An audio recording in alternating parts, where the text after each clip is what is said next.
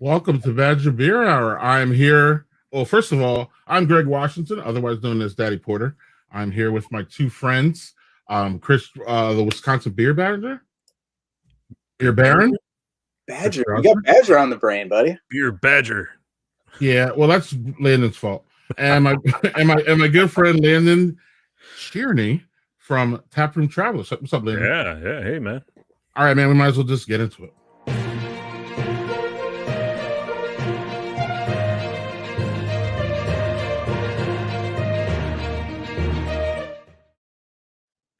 Here's all right.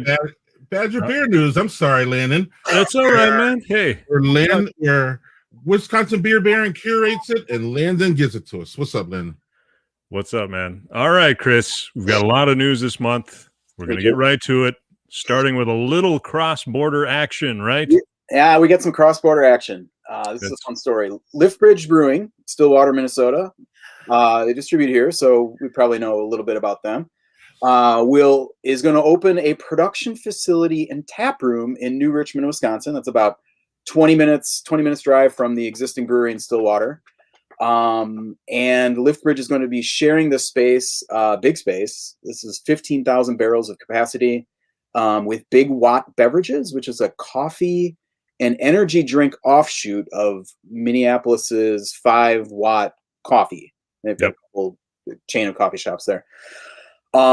So this brewery is the former home of Barley John's Brewing, which is a brew pub in New Brighton, Minnesota, suburban, north suburbs of the Twin Cities, that opened its second location. And, this is obviously a pretty big production facility in 2015. And unfortunately they filed for bankruptcy in 2020. So this became available. So the same force that sent Barley John's expanding into Wisconsin is in play for Liftbridge too. Minnesota allows breweries to operate only a single tap room in the state. And beyond that, and probably what's most in play for Liftbridge, I would imagine, is that breweries that make more than 20,000 barrels a year cannot sell to-go beer. So no more crawlers, no more growlers. And Liftbridge was at right around that 20,000. They were at 18,000 in 2018. So, assuming that they're close to or already over that 20,000 this year, or before times. Everything's a wild card during pandemic year. We're finding out here. Yeah. So a push to change those laws is underway right now, and Liftbridge is a part of that effort. But they apparently didn't want to wait, and that tap room is opening May 1st. So Liftbridge was founded in 2008, but Landon and Greg, you guys know a little bit more about it. So I want to have you take it away and talk about Liftbridge a little bit. Yeah, so Liftbridge is in Stillwater. It's not in the touristy part of Stillwater. It's up on the hill. So they got a nice little space there. It is little, if I recall. They were slated to open up a bigger space that was just to the north of where their current location is, and I never did see a story about it. I'm assuming there might have been. It never did come to fruition. So when Barley John's came open, I think they saw an opportunity for it. And it's in a prime space in New Richmond. There are a lot of city people that live in New Richmond and commute every day. 45th Parallel Distillery is right there. I mean, it's, there's no city blocks there. So, half a block or whatever. It is literally the next building over. So. Yeah, it is literally right there. So, and they just expanded too. So they have a big wedding venue space and all of that. So it really it stands to reason that they would think that a lot of business would be happening there because of especially the 45th Parallel expansion and all that business coming over that way. Mm-hmm. Greg, this is one of your favorites too, right? Yeah. Well, the thing that jumps off of me about Liftbridge is that we visited their tap room a couple years ago with the Madison's Tasters and Homebrewers Club, and when we were up there, this is one of these community places. So I know that they're not Wisconsin based; they're actually Minnesota based, but now they're in Wisconsin soon. So maybe we could talk to them. But I'm feeling kind of weird about it because they have one of these community spaces, these big long tables, so they really push people to sit together and to be together. And that was one of the things that the brewmaster or whoever it was talked to us, said that, they're really about community, so they want people to sit together and stuff. So I was wondering how that was going through during COVID. But something's going well during COVID because they're able to expand. And one real quick note about this before we move on is that COVID is turning out to be the haves. I don't even want to say haves and has nots, but you get to see how different things are changing with the whole environment. I mean, we have Barley John's moving out, but yet we have Liftbridge moving in. So then there were things that were going on during COVID that enabled Liftbridge to make this expansion, and then there were things that were going on with Barley John's that made them pull back. Now, well, one thing about that, I mean, Greg, I totally agree with your larger point, but Barley John's filed in January of 2020, so that was pre-pandemic. Okay.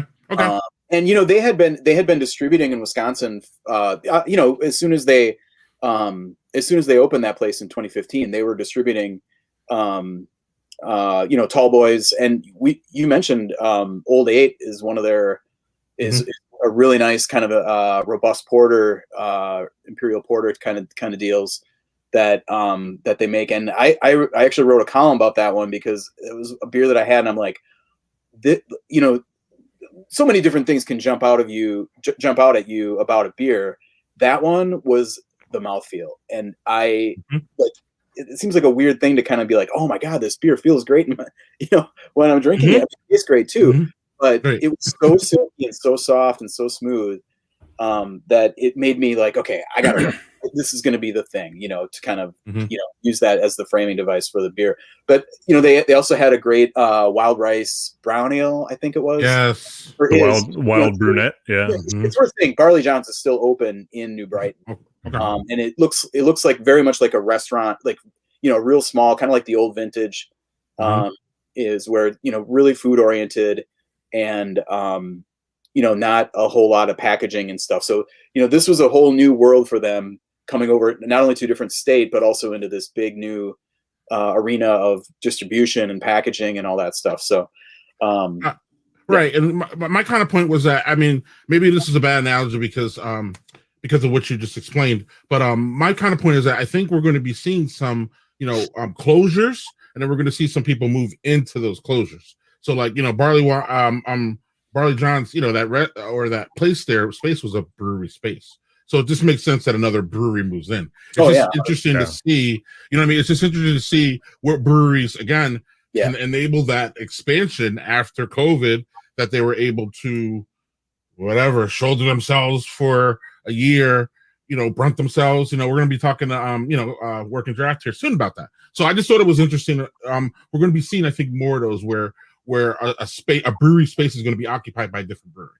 Absolutely. Yeah. I mean, you look no further than Ale Asylum and Carbon 4 too. I mean, it doesn't always have to be a failure in that space. It could be, a growth, outgrowth, and then But with COVID, it's almost naturally going to be, not a failure from whatever. More urgent, I think. Yeah, right. Landon, were you going to say something? Yeah, you think maybe too, just one small point. You think with the restrictive laws in Minnesota, maybe more places will be, jumping the border, because even in River Falls, Tattersall Distilling is opening up a second place in River Falls. So that's two big places in the cities that are, at least expanding over the border. Yeah, I mean, does Minnesota still have the Sunday sales law that you can't? No, that went by the wayside. I mean, I was for the pandemic. Okay. Good thing. Great timing. The liquor stores in Hudson would disagree with you, but this is kind of apropos of nothing, but also totally on point. But the Volstead Act, the federal legislation that instituted prohibition back in the 1919. The guy it was named for was from Minnesota. I'll be darned. And as soon as I heard that, I'm like, oh, well, that makes the Sunday sale thing, the kind of overall restrictive, I mean, that at this point, even just pretty much every state has kind of, this used to be an issue all over the place. Like, I remember Georgia was one that was really bad. Like I don't think breweries could sell anything. Like you had to, like I think they could offer free samples in their tours and that was it. So you'd have, $6 tours with 2 glasses of beer kind of thing at the end of it. But, right. Almost all of those have been updated and kind of brought into the modern age. And, I mean, the Surly Bill did happen in Minnesota, but brew pubs and there were certain aspects of it that were, that didn't really come along with it. So, and if you ask, if you ask Wisconsin brewers, they have a wish list that's ongoing right now too. So sure. So I'll make one quick transition. So the old Barley Johns, what is now the new Lift Bridge, they did a lot of contract brewing when they were Barley Johns. They did contract for Oliphant, I think, at one point. So, and we'll talk about Oliphant later on in the show. So with that being said, we've got some contract brewing news. We do. Yeah. Yeah. So since it was founded in 2013, Door County Brewing has been making its packaged beer, beers like Polka King Porter and Little Sister Witbier, sorry. You got to be authentic, right? Elsewhere. It started off at Sand Creek Brewing, which is across the state over in Black River Falls. And it had been at Octopi in Waunakee for the last few years.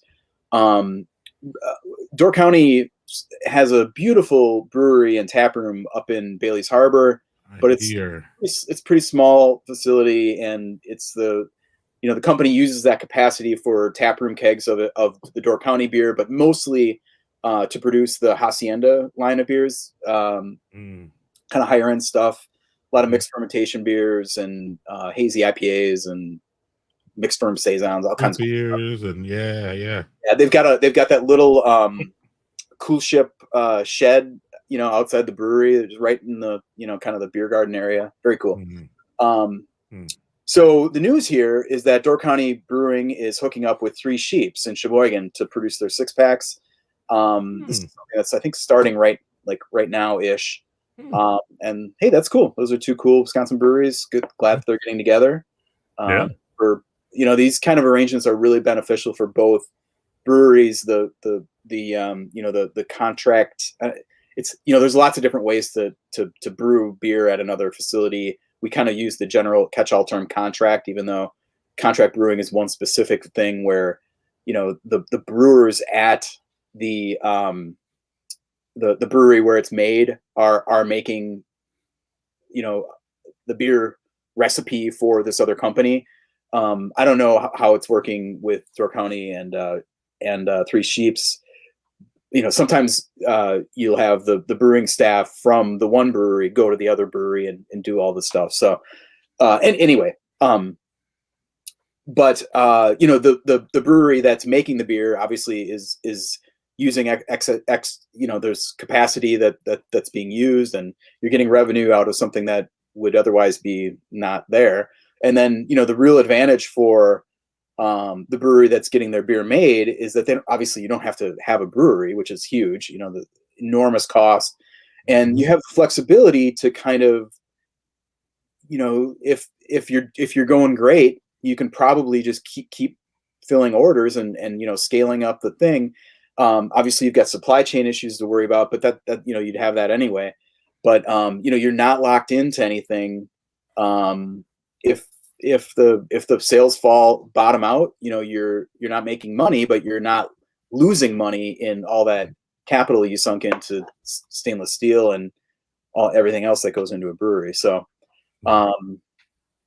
interesting deal there. Interestingly enough, both of those breweries were founded in 2013. So kind of the same class. How about that? Yeah. Landon, have you ever been in Door County? I have not. Oh, yeah. It's No, great. Chris, neither One of the neither great have I. So in Wisconsin, I think. Like for yeah, it is really, really on my short ass list. It really is. You hear about it It's all on the a time. weekend when they have music. They have live music. A lot of Saturdays. Mm-hmm. Man, it's just and really good, like really good live music. They had I don't know, whatever. I don't want to just. Trust. I think we can tell you like it. What's up, Landon? So we're gonna go from contract brewing news to distribution news. Yeah, so if you've been following Badger Beer Hour here, you know a fair amount about Milwaukee's Third Space Brewing. Truly one of the best breweries in the state, and it's one that's been growing steadily since it opened in 2017 in Milwaukee. Did I say Milwaukee? It's in Milwaukee. We're talking about pandemic stuff. They've been actually adding capacity even during the pandemic. I mean, obviously lots of challenges last year, but they managed to grow their production by more than 20%, and they're now well over 10,000 barrels. And Third Space had already been in Green Bay and the Fox Valley, Milwaukee, obviously, and Madison. And now they are completing statewide distribution with a whole bunch of new new deals to reach customers in La Crosse, Eau Claire, Central Wisconsin, the Northwoods.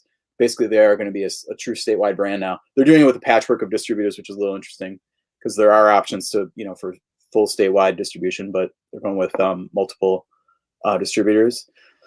Some notes for people just learning about Third Space. Happy Place is their flagship. It's a excellent all the time kind of pale ale, a little on the juicy side, a little on the hazy side, but not like aggressively with either one of those. Unite the Clans is a Scottish ale that's won 3 GABF medals. Like I said, they were founded in 2017, so that's a pretty impressive run. And then they just introduced Heavenly Haze, which Greg showed there earlier, which is a nice year-round hazy at a pretty nice price point as well. I'm not sure if this beer went out in those first shipments, but their current seasonal is an Italian Pilsner called the Maestro, and it is a primo. It is a fantastic Pilsner. I don't really buy a lot of repeat buys on short one-offs or seasonals or anything, but this was one of them. It's the first time I did that, and I don't know, I can't remember how long. Wow. It's a good thing my wife doesn't watch this show. I don't know if she would appreciate your Italian. Oh, exactly. Maybe we need to get her on. We need to get her watching. I don't know. I feel like right. I won't tell her. Don't worry about it. She's a feisty Italian. You know how they are. I don't. Well, you'll get to meet her someday, and you'll find it out. I know nothing about Italian stereotypes. No. And Cole agrees. So more Italian. Yeah. Excellent. All right. well, you got one supporter, Chris. You make it the pizza. Right. Okay, I mean, like straight 100 here. The Maestro is a fantastic pizza beer. Awesome. Wow. Yeah. And Third Space is they're on my other short list too. I hear nothing, Chris. We talked on the side about how much you like the outside. And Andy talked about it when he was on about their outside offerings. So I'm looking forward to maybe hitting that up soonish. Really good. Awesome. All right. Greg, I've had a 4-pack of beer sitting over here just off my desk for you for it's been like months or something. I'm embarrassed. I hope it's not an IPA. There's some. Yeah, I just had an IPA that went bad. Yeah, don't do that. All right, Landon, what you got next? All right, Chris, you're gonna break a promise that I thought you were really gonna keep. Minocqua Brewing Company is back in the news again. Yeah. Okay, it's gotta be like a record. This gotta be like a record. So our favorite Northwoods rabble rouser is it keeps doing things that cannot be ignored. Yes. In the Badger Hour news, we know that NBC. Minocqua Brewing Company, that is, in case you missed it, has made a name out of being an unabashed torchbearer for democratic politics in a solidly red portion of the state. you can tell that I write this stuff because and not say it because who talks like that? That's terrible. Right. In November, NBC owner Kirk Bangstad lost his run for the local assembly seat, but his presidential candidate won. And to celebrate, he launched a series of quote progressive beers, including Biden beer, Bernie, Kamala, yeah. and began, perhaps to no surprise, self-distributing 4-packs to the at first to the more kind of Dem-friendly markets of Madison and Milwaukee, and now he's basically they're selling this stuff to bottle shops pretty much all around the state. The reason that they're back in the news is that apparently the latest batch of progressive beer, a beer called Bernie Brew, was having some re-fermentation problems, and not just like a little a little extra fizz. We're talking about like literally blowing up cans. Initially, NBC encouraged people to just keep them cold, like it says on the label, to their credit. A few days after delivering the beer they posted this issue just a few days after delivering all this beer to Madison, Milwaukee. And then later in the day, after a pretty lively Facebook thread, they basically said they were recalling them and they'd work it all out. The issue here is that Bernie Brew, obviously honoring Senator Sanders of Vermont, is a pastry stout, and it had maple syrup added after the initial fermentation. When you can most types of sugar without pasteurizing or otherwise kind of neutralizing the yeast in the beer, those sugars are going to be fermented. This is what happens in homebrew. You put a little bit of sugar in the bottom of the bottle, and then you put your beer on top of it, so that sugar gets fermented, creates the bubbles. So you open it, and you get the fizz that makes it like normal beer, or like carbonated beer. That's what happened. Carbon dioxide. So science. Science. Right. This makes for a very messy opening of the can. I mean, like we're talking like total ceiling spray kind of stuff. But I mean, their own Facebook post acknowledged that at least they had at least one report of a can literally going off and just by itself releasing its contents on a shelf, by itself, untouched. So that is pretty bad. Not great. And Landon, I am not going to make any more promises about ongoing coverage of the Minocqua Brewing Company saga because I don't know what they're going to do next. And how did they? But Chris, do you know? I didn't see that post. How did they respond? How did Minocqua respond to people? Because to me, that's the key. Mistakes are going to happen, and that's cool. But what is the customer service after that? Like, was it remorseful or was it like F you, whatever? We've seen people. I'm sorry, Chris. We've seen brewers be like, well, whatever. You didn't listen to what I said, so that's why you got that. You know what I mean? So like, how were they? How were they? I mean, it was. This all happened in one day. They came out in the morning on the Facebook post and said, we've got this issue. Our cans say keep cold. We're serious about that. This is what's and they explained it. This is what's happening. Here's how fermentation works. I'm not sure if they knew that before they did it or whatever. But they were I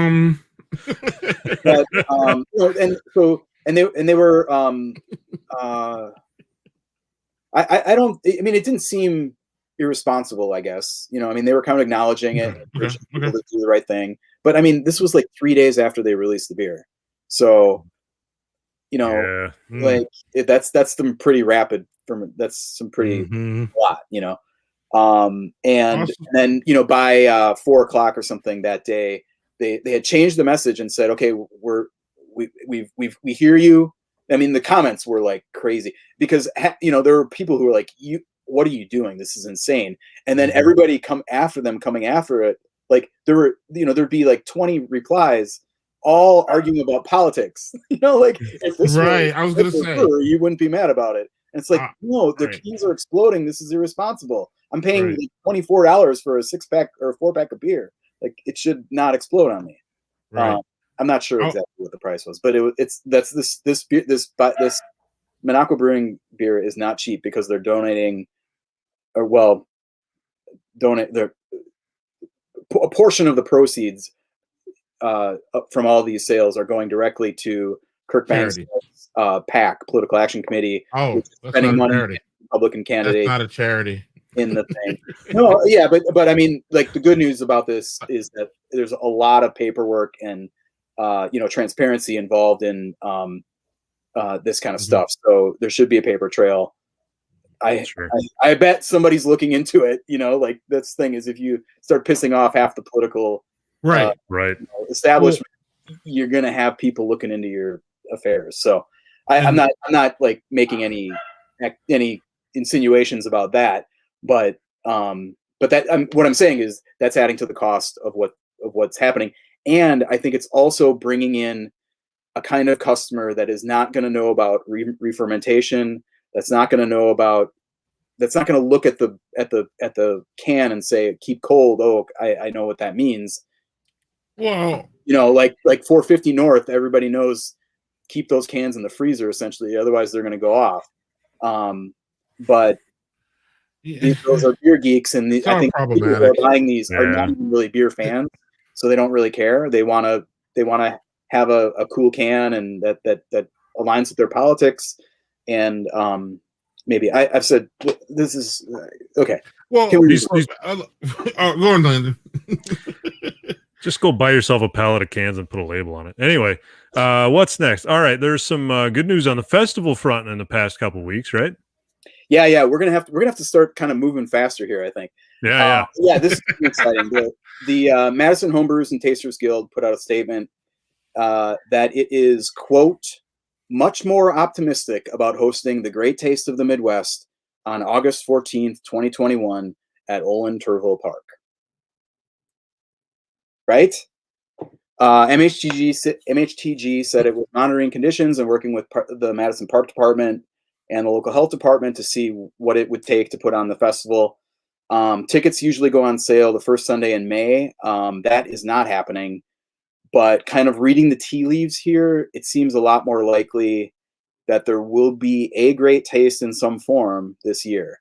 The quote is, "There's still a lot to sort out at this point, but we are retaining positive attitudes and hope to see you at Olin Park for the Great Taste of the Midwest on August 14th. So, I mean, obviously they could push it back if they think if that would help, but they're kind of hewing to that second Saturday date. So I cannot really imagine more exciting news for Wisconsin beer geeks.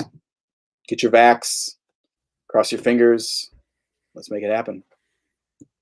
Got one of them. All right. Wait. Quick, one bit of context for this thing. The Great American Beer Festival has already pulled the plug for 2020. So 2021. GBF is usually the late September, early October, kind of on that that weekend. But it's indoors, which is a huge difference between days. But GABF is going to be virtual this year. So go Midwest. Yep.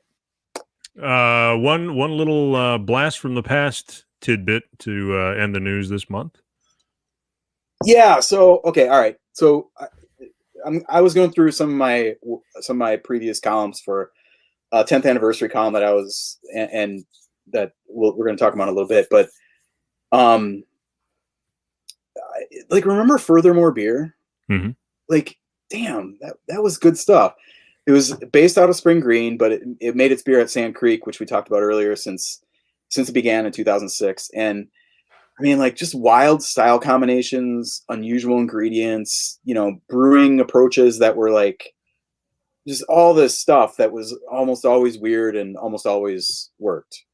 My personal favorite was Not Stock. It's a pale ale kicked up with black pepper, but there's a bunch of beers that were like, it seemed like a brewery that not a lot of people liked much, but like the people who liked it loved it. And you know what I mean? Like, I don't know. Yeah. Their most popular beer is Fatty Moonblatty, which is kind of an imperial Vit beer IPA mashup. That's a true Wisconsin classic.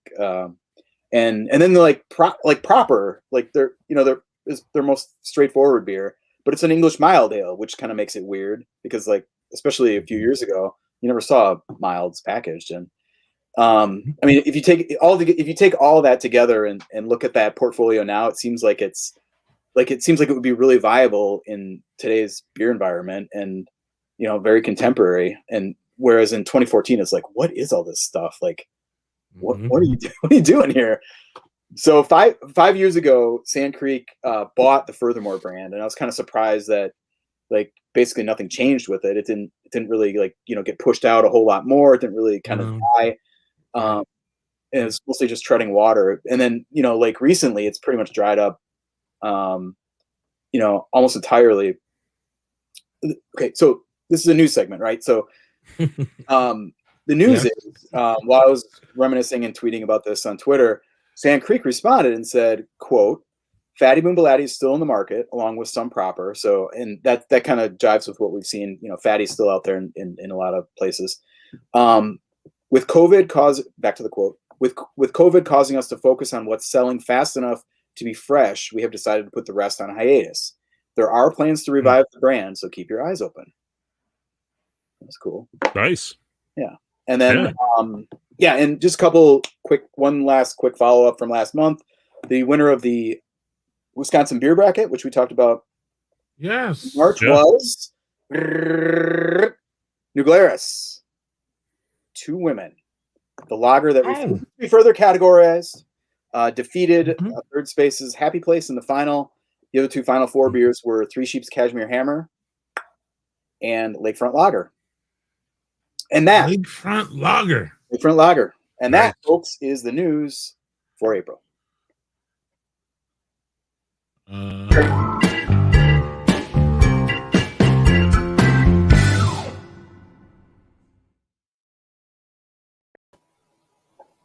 Gentlemen. Hello. Hi. All right. I would like to thank and welcome the crew part of the crew from Working Draft Beer Company. We have Ryan Brown and Clint Lohman. Guys, including Badger Beer Hour. Yeah, no problem. Chris, can I just cede the rest of my time to watch you tap dance about Minocqua Brewing Company for like 20 more minutes? It's good TV, isn't it? That's great. Okay, so I should probably introduce Working Draft. Okay, so Working Draft is a brewery in Madison. I think most people know that. But maybe Ryan, give us the kind of the semi-short story version of the story of Working Draft, how it came to be. Yeah, for sure.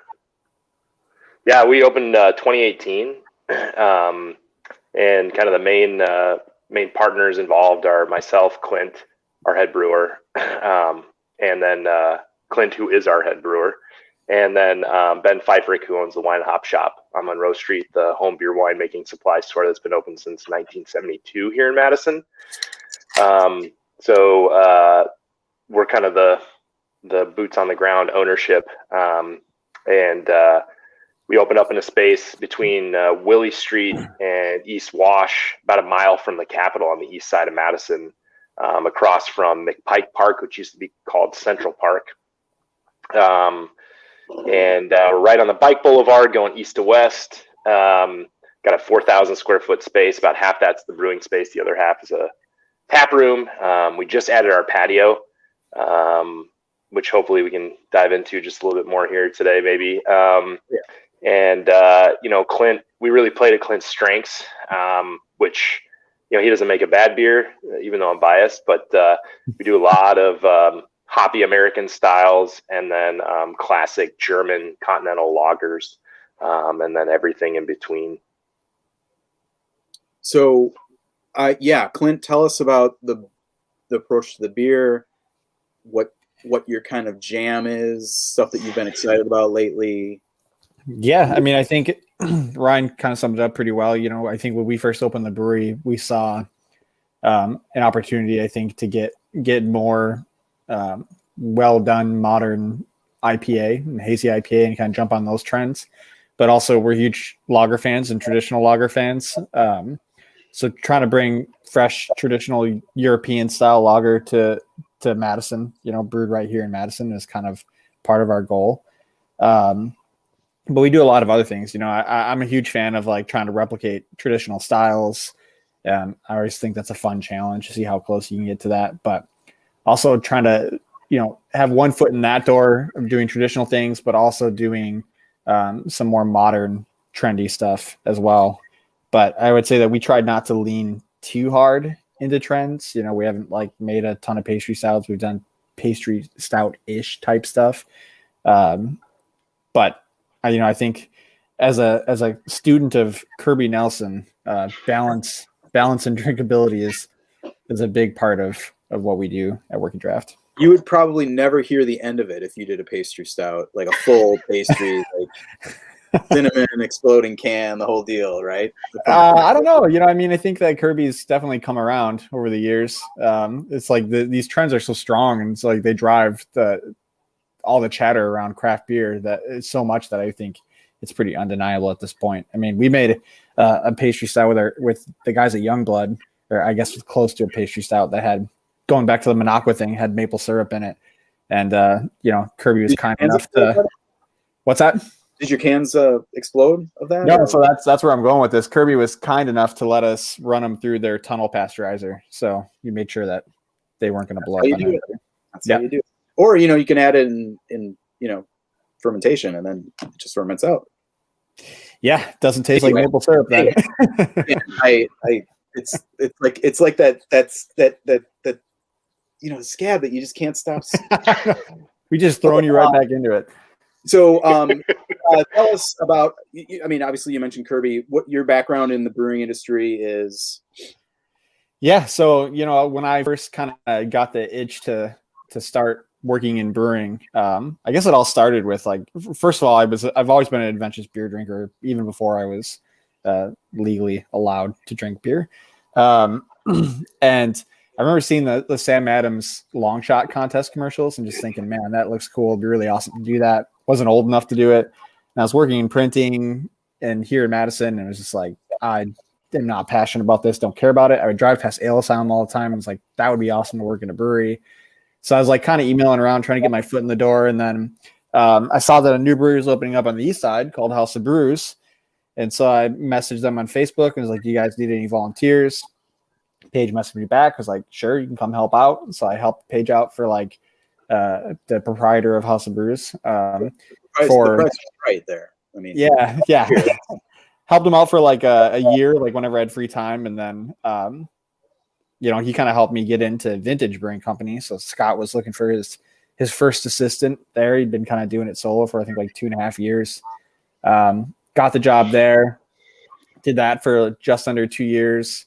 Learned a bunch from Scott. And then when Wisconsin Brewing Company was opening up, they did a couple of pilot batches.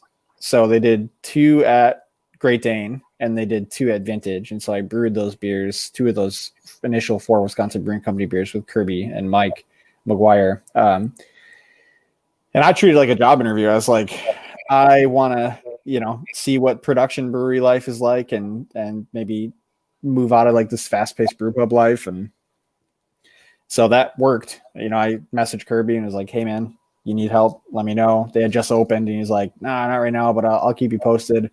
And then it was a couple months later, Kirby does a 3-month, or not, it's not that long. He does a 3-week stay in Florida every year. And so he was leaving and he needed help while he was gone. And did that part-time, worked at Vintage and Wisconsin Brewing Company part-time. That then transitioned to a full-time role, left Vintage, was at Wisconsin Brewing Company for 3.5 years, I think. And in the middle of that is kind of when I was talking to Ryan. I also worked at the Wine Hop Shop with Ryan and Ben. So I had that connection with those guys. And then when they said they were opening a brewery, I was like, this sounds cool. I want to be a part of this. And the stars aligned, and fast forward a couple years later, and here we are. Oh, yeah. I feel like we've interacted, I think, since those Wisconsin brewing days, and it's been really gratifying to kind of see Working Draft kind of become the I think the influence as influential in the Madison beer scene as it has. And anyway, I feel like I'm blabbing a lot tonight. Okay. So one of the reasons I really, Greg, what are you doing here? One of the reasons I really wanted to have you guys on this month is I'm in the Milwaukee area, and I go over to my local bottle shop, Ray's, and there's a whole like stack of working draft beer there, and I'm like, this is great. So tell us how this came to be, and yeah, tell us about distribution. Man, and specifically with Ray's, that's a good way to get into it, Chris. We just hired a wholesale manager, young guy named Christian, who is a bartender of ours, and really just a huge craft beer fan too. And he's from Milwaukee originally, and Ray's was his place. So when we got him in, we had some accounts already in Milwaukee, 3 Cellars, and Sugar Maple, and he was like, "Hey, I'd love to go by Ray's," and just introduce myself again and drop some samples off. And I think they ordered how many? Like 18 cases, like right off the bat, 20 cases. It was like 27 or something. It was crazy. 27 cases, which for us is like, that's a ton of beer coming out of our little shop. And so we're like, okay. Is that brew house, it's a 5-barrel? 7-barrel. 7-barrel, yeah, 7-barrel. And so that was many props to Christian and kind of his insights there and kind of coming back home, but a lot of gratitude to Ray's and the places that we have gotten beer into in Milwaukee have been awesome and I think the folks at Sugar Maple were super instrumental in that too. I think they kind of they helped us get Ray's. That's right. Yeah. Yep. And three Cellars too has had us on. I mean, I remember they were buying kegs from us, and driving them back up to Milwaukee, even a year and a half ago or so. But we're new to the distribution game. I mean, by dint of the pandemic, we did distribution, but it was more like, we got kegs sitting around and restaurants are calling, bars are calling, like we'll send some kegs out. We didn't can anything until our 2nd anniversary, which was leap year last year, and we kegged 2 barrels worth of Pulp Culture, our hazy IPA kind of flagship, which was kind of like a weird. Oh, go ahead. No, I'm sorry, but you're not counting are you counting the in brewery growlers that you guys did as canning or not? No. Those we consider to be more like a growler. Yeah. Because you guys have always done those, I'm pretty sure, right? Yeah, we've always done growlers. Okay. Yeah, you're sorry. Yeah. Yeah, no worries. I'm saying I just want to make sure you're talking like this kind of can. Right. That kind of can, 16 or 12 ounce. So yeah, we always ran our crowlers, or Justified, right? So yeah, good clarification. Thank you. So we did have some packaged beer prior, but really like major into distribution, 12 ounce, 16 ounce cans. And so it wasn't until the pandemic. And to kind of go back to what what y'all were talking about, kind of at the top of the show too. I really think what the pandemic did in our industry was just accelerated things like 6, 8, 12 months for places. So if potentially if a place was going to go out of business, this might have accelerated that. If they're going to go out of business 6, 8, 12 months, I think it just brought it. If a place was going to expand 6, 8, 12 months, it happened. With us, we were going to package, and it just boom, like dropped it on our doorstep, and by necessity, really for us. And so, we had to learn all about that, bringing in the mobile canner, because we don't have our own canning line, how many freaking labels to order, how to get art turned around in time and not pay overnight shipping, which we still do. Haven't figured sometimes. that out.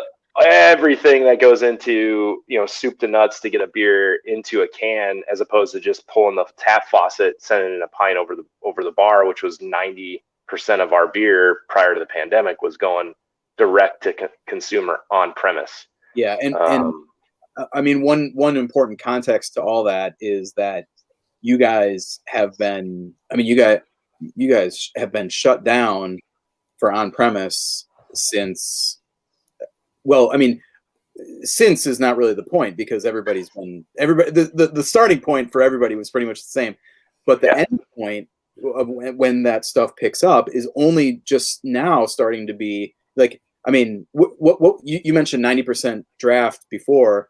What's that mix look like? What does that mix look like in 2020 or since March 2020? Yeah, I mean, until 3 weeks ago, 100% in cans and crowlers out the door. Yeah. I mean, we just started our patio. We kind of did a soft open starting 3 weeks ago. And actually, yesterday was our first day of kind of full patio operations and selling draft beer, which again just entails 5 tables on our patio right now because of Dane County 6-foot restrictions in terms of how the spacing of tables can look and things like that. And so, yeah, I mean, just like it was one of those things where our revenue went to 0 overnight and our staff went from 23 people to 1, including and not counting owners. And that was just like crazy. Clint. Yep. Well, we had one other person who was, one other person on payroll. Yeah. Wow. So was that, I mean, understanding that shutting down was not really a choice. Right. And not to put that, I mean, like it is what it is, but my impression, going to pick up, takeout, like takeout cans and stuff, over the summer. And I think the way that you guys have been opening, like there are places that are open for indoor service and that sort of thing, but that's not happening at Working Draft right now. Talk about that, kind of the thought process behind how quickly you kind of get going and what the factors are that you're thinking about with that.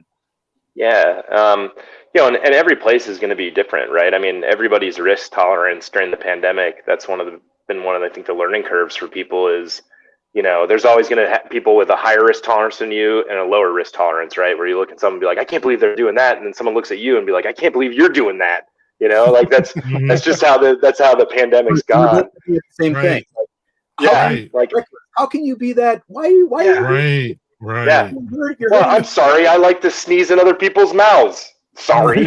Like, geez, So, but no, I mean, for us, it's been like, we're playing to, we're listening to, not only kind of the progression of and the traction that we're making kind of as a society and as a county and as a city on the pandemic at large, but also our team, who are the people who are having the main one-on-one interactions with folks. And so, as their comfort, as their vaccination status kind of continues to I don't know, just become clearer.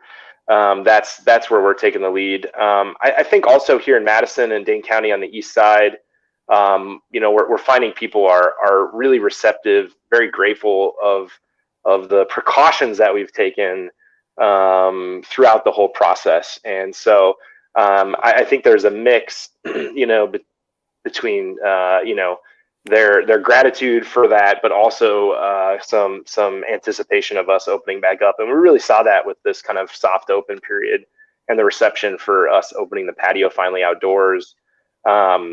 People really, really excited that they get to come back and have Working Draft beer. I mean, people like on the verge of tears, getting to have a beer, which, I'm not exaggerating. That's like one of the, top 10 moments in my life of like coming, seeing like one of our customers who's been amazing for 2 years and them coming in and like, can't believe they're having beer for the first time. And you're like, this is what beer does. That's right.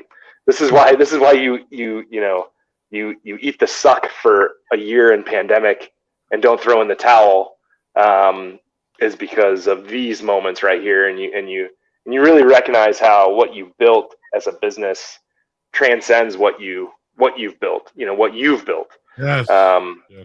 And becomes something that belongs to everybody in a very real sense. And it's really humbling, honestly. You guys are one of the breweries that, for me, gets cited when people talk about you. They say they talk about the community around it. One of my good friends, I'm remain nameless, used to go to your place, and they said that was the one thing that they missed the most is the community at Working Draft. Period. Yeah. And again, love you, Clint, but it wasn't the first thing. Wasn't the beer? I mean, you guys' beer is fantastic. Don't get me wrong, but it was just more of like a community. And again, on some level, that's what you got. In my opinion, that's what you should strive for, because then if Clint makes a bad batch, it doesn't matter. They're still coming back. Yeah. An insurance policy.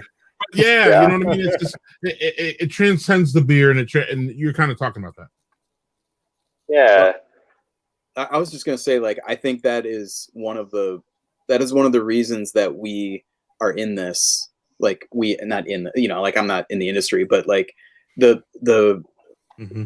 one in this culture, and we are all in this culture mm-hmm. of this. It's why this passion animates us and brings us all together. And it's not like hops and malts. I mean, kind of, but it's that facilitation of. Yeah, I mean, the Germans had it, right? Gemütlichkeit. Yeah. Gemütlichkeit. Yeah. Like that. Mm-hmm. It's that kind of intersection of community and good times, but not all. There's kind of there's so much nuance to that word and to the concept of what we all experience when we're having beers with our people. And yeah. Mm-hmm. Yeah. We like the word amplify or amplification a lot. We feel like that's a lot of times what happens, right? We're not creating the community, but we're cultivating it, right? We're not mm-hmm. We're not delusional about that. We're not going out and creating these moments and these pockets of community, but we facilitate it. Clint is using ingredients available to every brewery, but how he assembles them, how he puts them together, his application of that science, the artistic mm-hmm. creation of it through the science. I mean, it amplifies these flavor profiles, these raw ingredients. Mm. We're just like a big, speed boost, on Mario Kart, just zoom, go.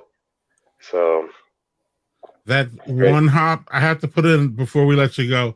That one hop Sabro IPA, one of the best beers I've ever had in my life. He's been talking about this one for a while. We got to bring it back. What you say? I guess we got to bring it back. Yes, you do have to bring it back. We can do that. We can definitely do that. He'll only buy one can of it. But, and my job here is done. All right, guys. Well, we are over time, mostly because of the news segment. But thank you for joining us and talking about Working Draft, and we're very excited to see. Do you have any kind of date in mind for tap room opening or? I mean, we don't have a specific date. I mean, we're definitely throwing around ideas of early May, early June. Again, it's a developing situation, so we're kind of waiting to see what the rest of the world is doing around us. One of the things that, Ryan had already kind of touched on is that we're listening to our staff, and when all this stuff went down, you brought up being forced to close. We actually closed the tap room before we were forced to close the tap room out of an abundance of caution and just wanting to keep our people safe, because at the end of the day, this business is something we put our heart and soul into. But if we get people sick and people get hurt, and that transcends anything that we're doing as a business. So I would say we've definitely been more cautious than a lot of other places, which is for better or worse. So we don't have a specific date. It's a long-winded answer, but we don't have a specific date, but we're hoping soon. Great. Well, I know Madison has its fingers crossed for that being sooner than later. Hopefully everybody gets those shots in the arms and Yep. we're chipped up, and we'll be on our way by early May. You said, I think we'll hold you to that. Don't do Honest, that. Guys, thanks for coming on Badger Beer Hour, and we'll see you around at the bottle shop. Yeah. Yeah. Thanks Thanks so much Chris. for having us.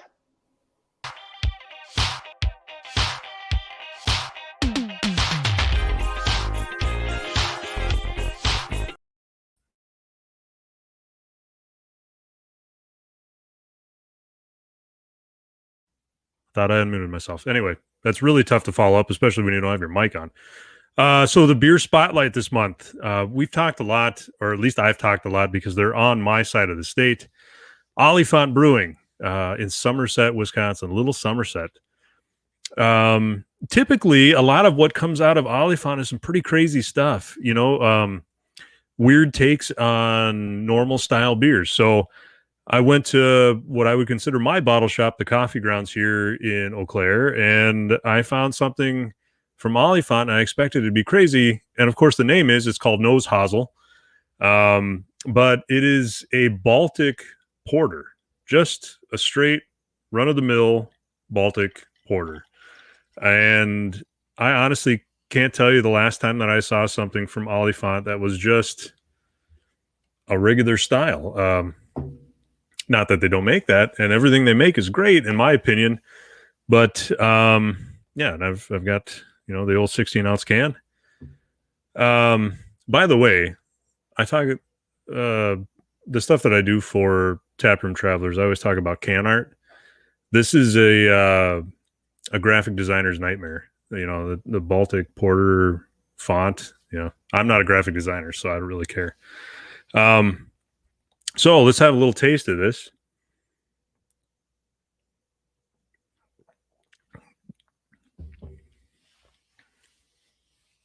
Wow, it's got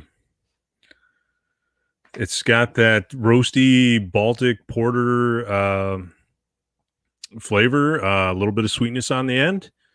What does this come in at? What's the ABV's on there? 8%. So it's, Baltic porter is typically a little higher on alcohol. So it's a great take on a classic beer style. And really, outside of Lazy Monk here in Eau Claire, I don't see a lot of Baltic porters. Not that I've been around to a lot of places lately. But that's all I see. Yeah. Oh, in your neck of the woods, the Baltic porters are a little more prevalent. That's crazy. One of the comments. Yeah. That's great. I love Baltic porters. It's one of my favorite styles. But I really don't. I don't know if the other guys see any of them in their neck of the woods. I'm in Eau Claire, and really Lazy Monk Brewing here in Eau Claire is the only one that I am aware of that makes a Baltic porter, unless Modicum does, and I'm just not aware of it. Yeah, but it's great. It's just a good drinking beer, and like I said, it's not that Oliphant never makes anything that's not good. It's just that they always have a little bit something added to it. I think I did pick up a beer called Milkman Man Baby. It is a Dunkelweizen that they add lactose to, I believe. So I almost did that one tonight, but you know what?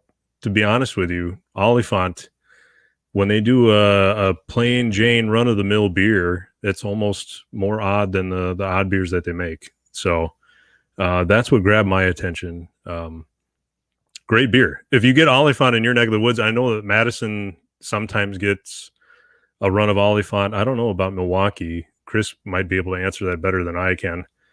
But yeah, I would, if you can find Oliphant where you are, do it to it. You guys gonna just leave me on here for the rest of the night, or I can just talk to myself? Yeah, sounds good. Thanks, Greg. It's good to see you. Wow,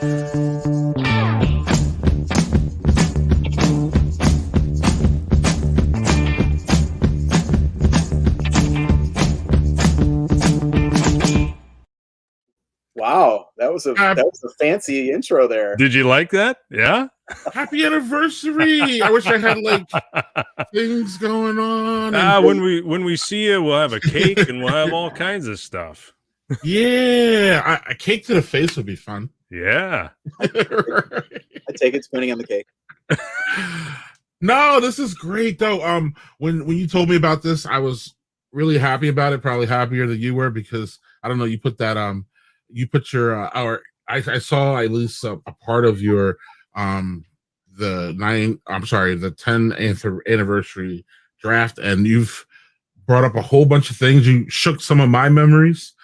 You were I'll pass it to Landon before we get to you, Chris, but you were one of the people that, at least when I first found you, helped me guide through me a little bit through craft beer, and just the different things and the way to talk about it too. I still look up to you in this way, my friend, about how you are able to express yourself and to, I don't know how you write 6 paragraphs about one beer, but you pull it off. And because for me, 6 paragraphs, I'm already on to the next beer. So well, I'm so so thankful this way. It's bad. News segment into like 35 minutes. So I mean, kind of a piece there. Right, but you were very influential, and I bet you there are more people like me, but they don't ever really get to tell you. I mean, hopefully they do through your emails and stuff. But I just wanted to give you a little bit of a.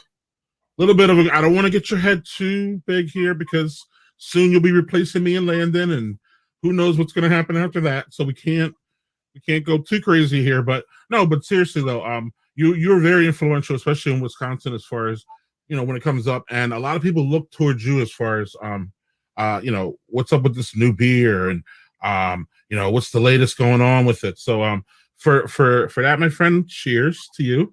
Landon, do you have any before we get to his article? Oh, absolutely. Mine's not as nice as that. Yes. This is not what this segment was supposed to be. Right. The roast, the actual roast is next there month. you go. That's next month. We don't have time for it this month. Wow, I never even thought about that. That would be great though. Yeah, right. Anyway, go on now, Landon. I'll be honest with you, Chris. I had no idea who you were until Greg brought your name up. So because I don't read the paper, I don't read it even online. I stay off of Twitter until I met you. I really was never on Twitter. There you go. Because sorry about that. No, it's fine. I like to read. I like to read what you write, and I respect what you write. And I'm jealous of, because I'm not a writer. I cannot write to save my life. I can talk and not even that well. So I think if you wrote out, what I spoke, people would read it and go, "What in the hell was he trying to say?" Yeah. So this has been fun. We're coming up almost on a year, believe it or not, that we've been doing this together. And for those of you watching, believe it or not, I've never met Chris in person. So this has been a great working relationship, and doing this once a month, it's not work. It's just fun. It's playtime. So that's I appreciate you being part of this, and 10 years, man, that's something to be celebrated.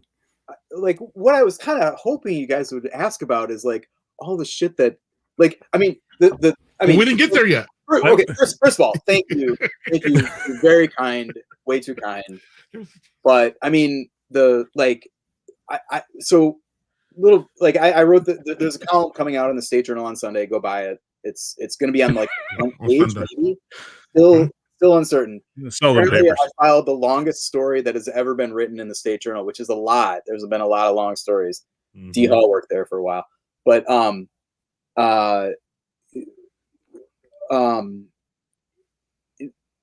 so anyway, what I did for this column, and like kind of an anniversary thing, is go back and like look at every column that I ever wrote. And I got to tell you, all these things that you're saying like now, guys, obviously you were not there at the start, because the first column I wrote about was Moon Man. The first, it was, I mean, I picked a good, starter, Moon Man, and that beer was like less than a year old at that point. So, like, that's one thing, and obviously it never went away. I mean, that beer has been, I'm pretty sure it was a year rounder then, and it has never. I don't think it was ever seasonal. I think they just brought it in and there it stayed.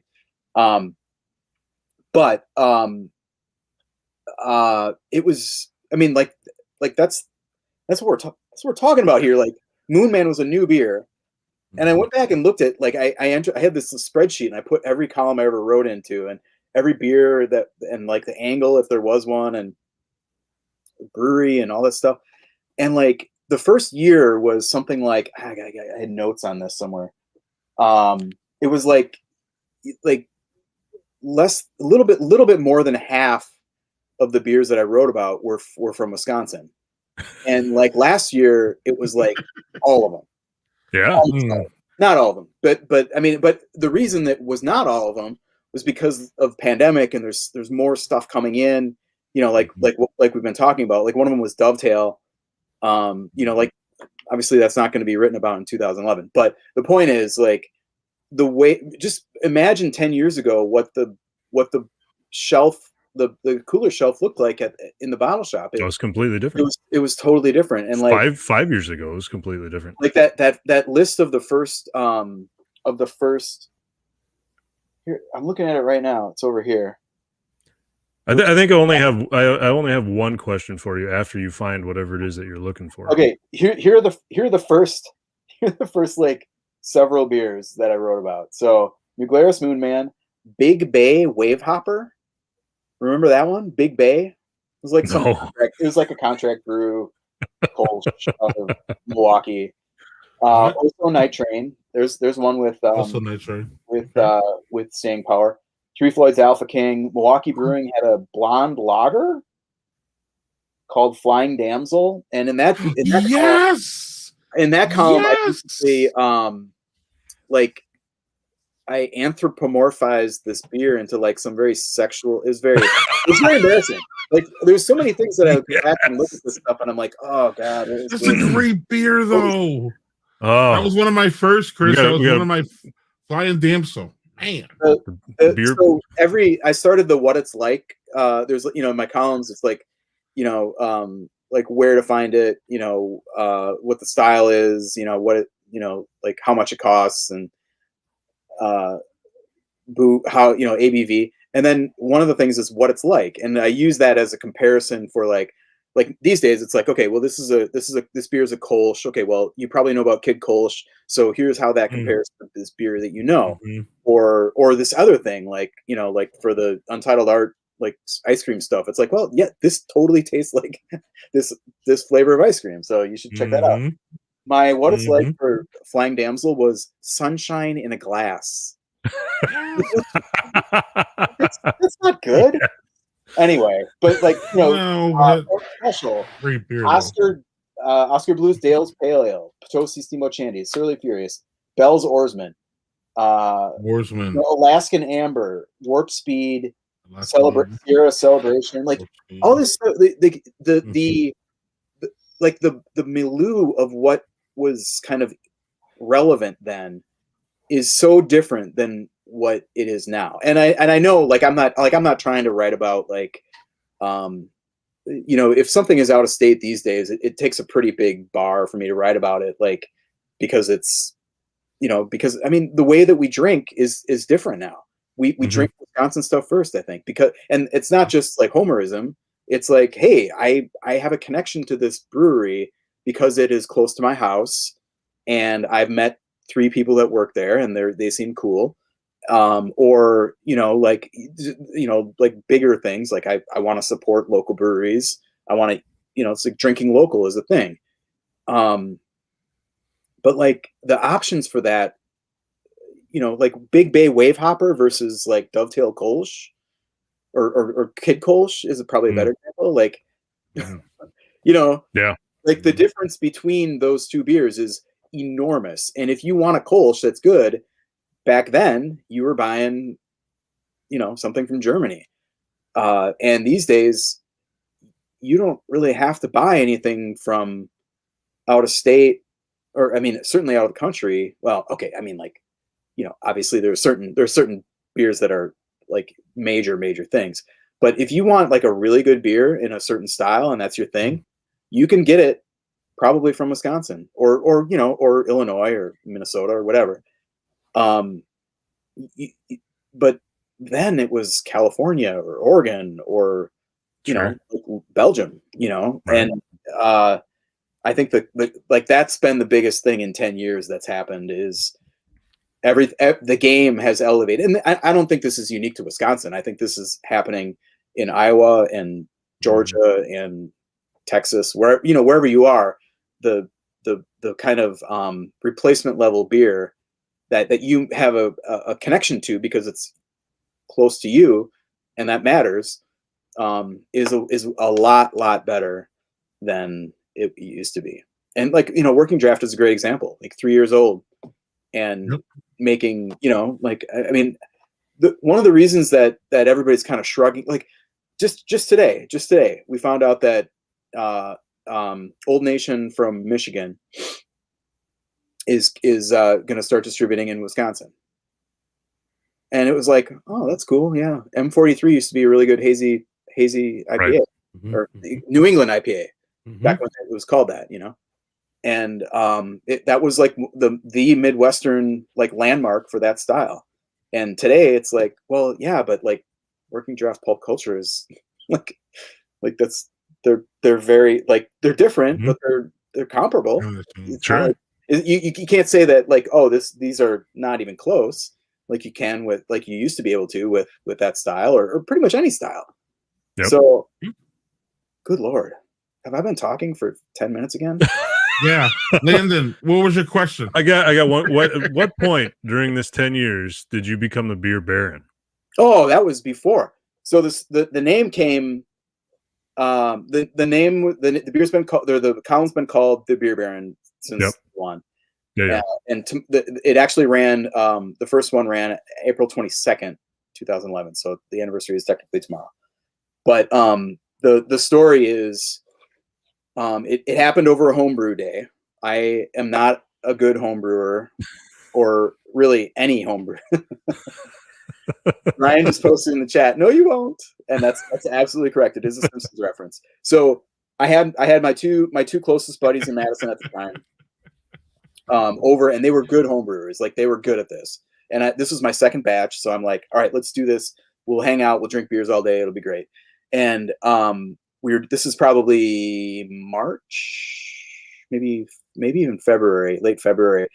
There was a big snowbank outside. I remember that's where we crashed chilled our wort. But one of the things we were like, I'm like, hey, like the column's happening. Like I gotta think of a name for it. And my buddy Jacob, he took a piece of paper. He's like, all right, we're gonna do things. We do one thing that relates to beer and one thing that relates to like either a person or like the writing or the blog or whatever, like something that indicates its column, something that indicates about beer. So we just brainstormed all these words on both sides of the column, and like we were like, okay, the hop stop, the malt man, the like the wart blog or the whatever, all these different things. We just had all these names and we're just doing all the crosses and like, does that work? None of it. It was all terrible. It was all really bad. The one that was closest to being the actual name of the column that didn't become the name of the column was the Brew Wrangler. Oh yeah. Mostly because it was really hard to say. And I remember Jacob wrote, he drew the little like horse, the guy on a horse with like a hat and like a lasso. Like maybe that's the one. Obviously there was drinking involved. Wow. And What? No. You're not brewing for 4 hours and not drinking. Right. So we're like, this is so, like, I'm looking at him the next day. I'm like, this is so bad. Like, and there's something like, I don't know. Somehow the Simpsons episode of the Beer Baron like came to mind. Beer Baron. Like maybe is that it? Or I don't know if it was my idea or some. I don't know what it was, but somehow it is a Simpsons reference. I don't know. That's it. Excellent. Hey, And that's- I'm sorry. And then yeah. nope, you're good. No, I wanted to since the column hasn't dropped yet. I wanted to tease some of the things that are in it, but not obviously give it away. But one of the things that I like about this list, your column here, and I love how I get. Can I always get like pre-access to these columns, or is it just No. Yeah, whatever. Anyway, You got it once, you don't get it anymore. right. But no, I like Chris. Again, part of the reason why again you were a big influence on me, and you can almost see it in this top 10 list of yours, is that like your top 10 list it's just a different. Everybody's like, oh, IPAs. Chris has 3 IPAs on here, I believe. The rest are just a different. These are my I actually confess my top 10 beers in this. Right, and there's some lagers there. There's a couple stouts, but it's not like IPA centric, and it's not any really centric on anything. It's a broad range of tastes, and that's where I started, and that's where I'm going to end at some point. Is this a broad range of tastes? I want to go into a brewer and just I don't even want to call out. I almost called out a brewer for not being this way. Sorry, I didn't mean to. But I mean, just in a eclectic, from Kolsch to Russian Imperial Stout. I mean, and that's basically how your list goes, for the most part. And I like that because again, that's part of what I got off of you is that beer is diverse, and you really, really got to get out there and just try a whole bunch of stuff.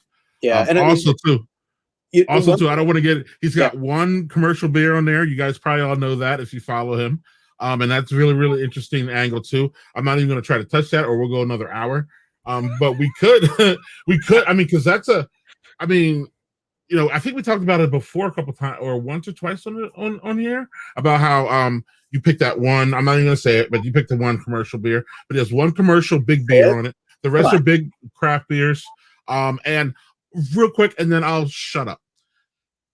Part of it talks about one of my favorite styles that I got. I don't know if I got off of you, but I love it. Is black IPAs, and about how you talked about them in a short period of time, and that's kind of how they were. They were like a short flash. Like, man, I black IPAs matter. I gotta say that. But anyway, I gotta say that because y'all know, man. This is something I've always said, especially when they were in their heydays. I loved them, but where did they go? I hope when the pandemic ends, we can get back to black IPAs. Those are just a fun style. It's fun. It's hoppy. It's like it's everything for me. I love it. If that was out when I made my name, I would be Daddy Black IPA. Because if it was about my favorite style, that's what I would do. Because it has to me, that beer has the elements of big hops if you want, and big roast, and it can work together. And those are my 2 favorite, tastes that I want. So yeah, I don't know. I said a whole bunch of shit, and we're like an hour and a half in this. But I do have to talk about black IPA because there are a lot of things that I laughed about when I was kind of like compiling this whole thing and kind of doing the research for this retrospective. But the fact that, dude, I wrote about 4 black IPAs in like 9 months between, I think it was late 2013 and like kind of like fall 2014. It's just like, really? Like there's not like, I mean, it's not like most of them were like, I think that was the point when it was every week too. So it was like, come on, man! Like another black. I can just imagine these. The readers being like, "Are you serious? I don't like this. I don't like this shit. It's like, it's roasty and bitter at the same time." And I know Greg just said that was good, but the black IPAs of 2014 were a little different than the black IPAs that I remember that we've had like in this kind of revive, because they are back now. Sure. And like I think they're better now than I remember. I don't know. I mean, this is the thing too, is like your palate just changes. Oh yeah. Like I used to not be able to stand certain things, and there's some things that I still can't stand. But I mean, part of like, and actually to bring it back to one of the other things you said, Greg, was like, I like as a columnist, it's like you're drinking for everybody is kind of how I see it, and that there's a lot of drinking sometimes, but You know, I am way more adventurous as a columnist than I probably would be as a like civilian drinker. Like I would probably not drink all these things. Maybe, I don't know. It's internalized. But like I've got like 3 Hefeweizens in my fridge right now. I don't really like that style, but I drink them because like, hey, like I can recognize what a great Hefeweizen is, and if there's a great Hefeweizen, people who like Hefeweizens are going to Yes. want to drink this. Yes. So you know, there's a kind of an appreciation that's separate from your personal enjoyment of it, and really, I think it's instructive for any like passionate beer person to understand what the style is about and examine a beer on those merits and appreciate it for what it is, and not just say, meh, it's not my thing. Meh. Right. Meh is the antithesis of beer. Like, I mean, sure, like some beers, but like just because a beer is something that you're not into doesn't mean that it's not good. Right. Right. So That's exactly right. Yep. Meh. That's a good place to end. down with meh. Meh. All right, Chris. And I just want to say one other thing about this whole 10-year thing. Thank you if you're listening or watching this still after the Badger Beer hour and a half. You probably have been like, you may have been reading me for a long time, and thank you for supporting my work, and thank you for supporting the State Journal. And yeah, namaste. Wonderful. Namaste. I am applying for Badger Beer Hour ish right after I get off of here.